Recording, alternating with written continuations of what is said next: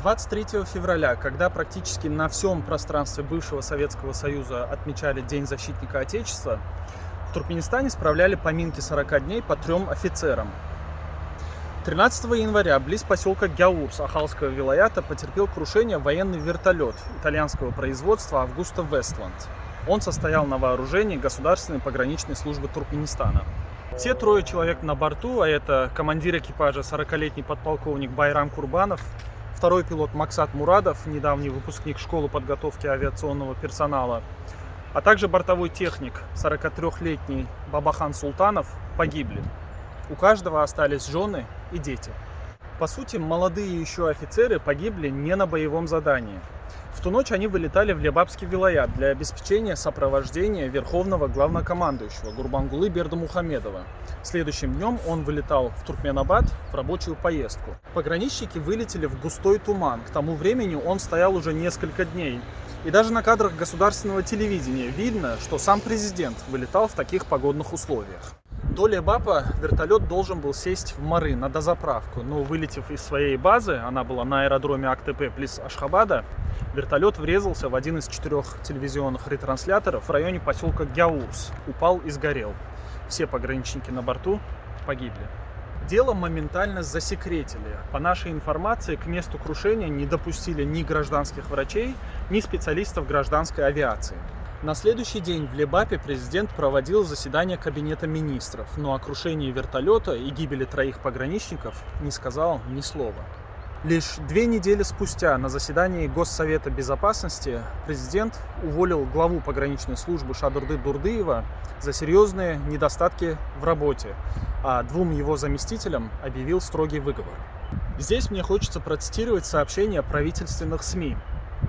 Глава государства особое внимание уделил бережному отношению к современной военной технике и указал на важность бережного использования всех имеющихся материальных средств. В отчете подчеркивается, что для силовых структур приобретаются за счет государственных средств самые совершенные самолеты, вертолеты, суда. Бердымухамедов поручил тщательно готовить специалистов, способных управлять этой техникой, а также пересмотреть нормативные акты, связанные с ее эксплуатацией. Больше никаких деталей не было. Судя по тому, что президент сделал акцент на более качественной подготовке пилотов, можно сделать 2 вывода.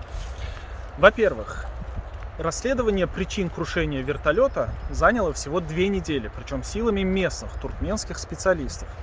По нашей информации, никто из представителей производителя вертолетов в Туркменистан приглашен не был. Вообще, это общемировая практика, когда при крушении любых воздушных судов к месту катастрофы и к расследованию причин ее подключаются специалисты завода-производителя.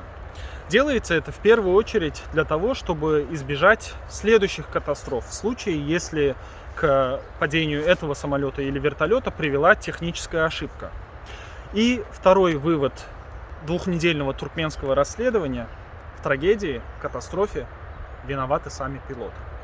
Мы не можем судить об объективности туркменского расследования, возможно, когда-то в будущем и узнаем всю правду. Коллеги погибших пограничников, как нынешние, так и бывшие, говорят, что вертолет в ту ночь летел слишком низко. Мы также поговорили и с людьми, которые имеют отношение к обучению этих погибших пилотов в Италии. Они попросили об анонимности, но отметили, что туркменские летчики всегда плохо взаимодействовали с автоматикой и электроникой.